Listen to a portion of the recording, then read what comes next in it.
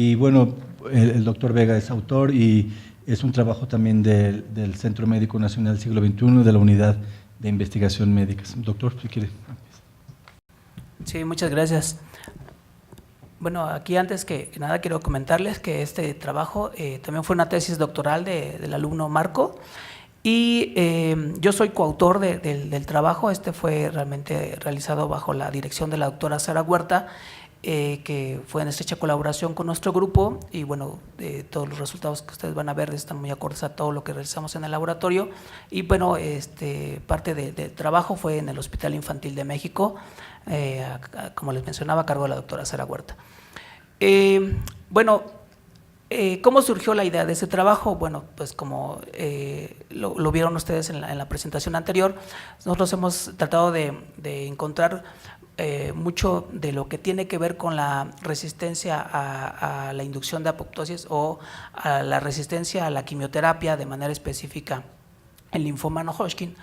Y bueno, en el laboratorio tenemos diferentes líneas celulares y de las cuales hemos visto que expresan diferentes moléculas antiapoptóticas, como les mencionaba, MCL1, BCL2, pero también hay unas que expresan altos niveles de BCL-XL, que es otra molécula antiapoptótica, y esto también correlaciona de alguna manera con su resistencia a la quimioterapia. Entonces, en la literatura sabemos que muchos de los factores de transcripción que regulan estas moléculas antiapoptóticas, pues como ya les mencioné, es NF-κB, pero también hay algunos otros factores de transcripción.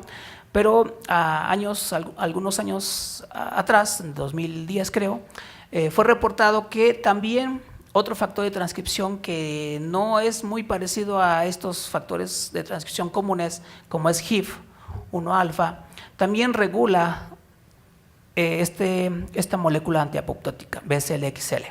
Entonces dijimos, bueno, ¿cuál será? Realmente en la literatura en ese entonces no se encontraba ni se sabía nada de la expresión de HIF-1 alfa en linfoma, ni clínicamente ni en líneas celulares, y obviamente pues, nos llamó la atención saber y encontrar cuál es la expresión de este factor de transcripción en las líneas celulares, pero también pues obviamente si tenía alguna implicación la expresión de este factor de transcripción en la regulación de estas moléculas que sabemos son reguladas, en este caso específico BCL-XL. Y bueno, como ustedes sabrán, HIF-1 alfa se le conoce así por ser un factor de transcripción inducible en hipoxia.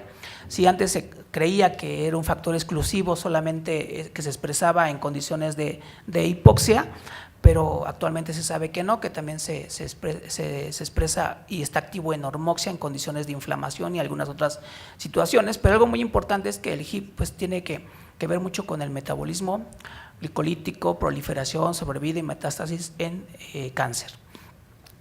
Los mecanismos de regulación pues, son muy directos. HIF-1 alfa, que es la subunidad alfa, se regula mediante, hay su expresión, pero si se hidroxila, o sea, esto quiere decir presencia de oxígeno, ¿sí? Se hidroxila y se vuelve blanco de ubiquitinación y pues se degrada.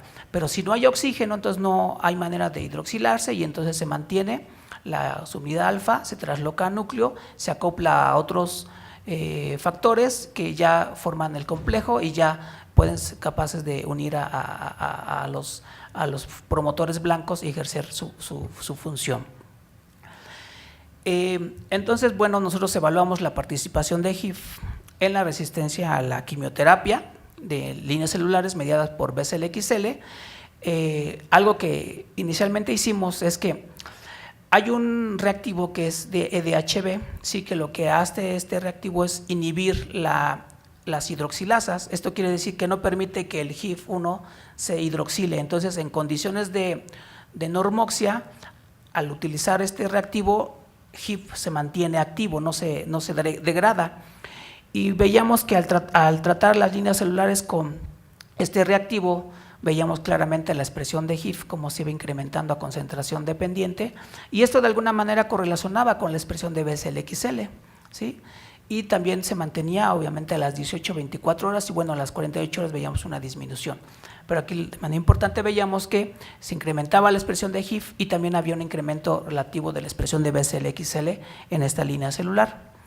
Y algo muy interesante es que cuando utilizábamos la la combinación, utilizábamos quimiotratamiento, en este caso utilizábamos CDDP.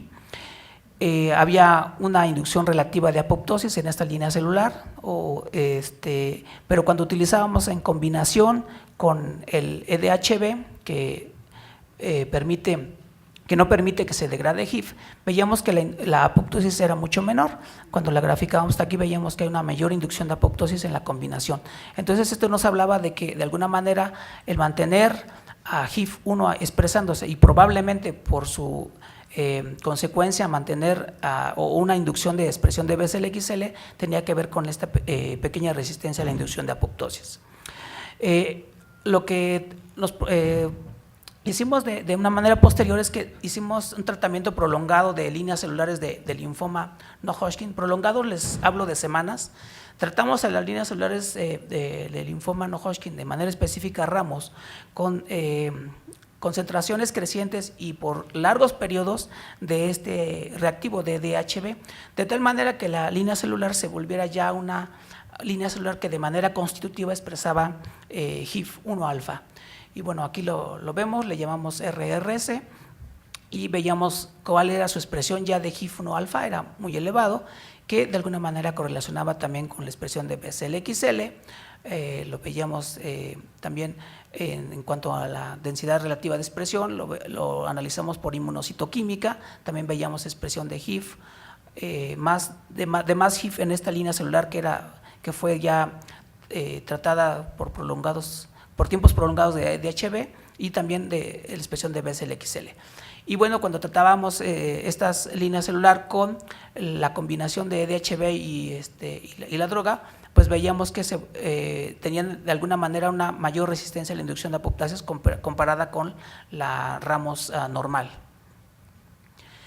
Y después lo que hicimos es utilizar el 2-metoxiestradiol, que es un análogo del estradiol, no mediado por los receptores per se del estradiol, pero algo muy interesante es que este es capaz de inhibir la actividad de HIF-1 alfa porque no permite la translocación al núcleo de HIF-1 alfa y entonces no permite su actividad. Entonces aquí queríamos ver lo opuesto. Si en estas líneas celulares que tenían alta expresión de HIF-1 alfa, cuando las tratábamos con este químico que inhibía la actividad de HIF-1 alfa, se revertía esta resistencia a la quimioterapia.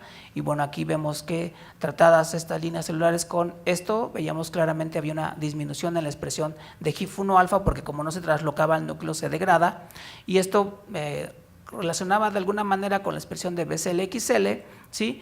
Y algo muy interesante también tiempo dependiente y lo veíamos por inmunocitoquímica que también había una disminución de BCL-XL en el citoplasma y de HIF-1 alfa en núcleo, pero que esto correlacionaba con una disminución de la inducción de apoptosis. Si comparamos aquí donde tenemos ya el tratamiento, hay una mayor apoptosis, sí, que en las células que no están tratadas con 2M2, y también acá veíamos una mayor inducción de apoptosis en la célula comparada con esta, con la célula no tratada con 2M2.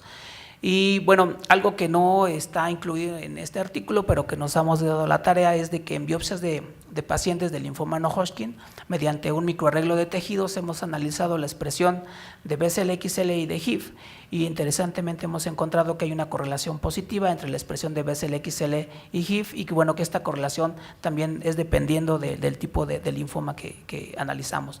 Así, por ejemplo, tenemos que en estos subtipos de linfoma tenemos mayor expresión de HIF que también correlaciona con mayor expresión de BCL-XL. Entonces, la conclusión al trabajo, bueno, pues evidentemente es que cuando se inhibe mediante el tratamiento de 12M2 la expresión de HIF, también se inhibe la expresión de BCL-XL y bueno, la célula se vuelve más sensible a la apoptosis mediada por el quimiotratamiento.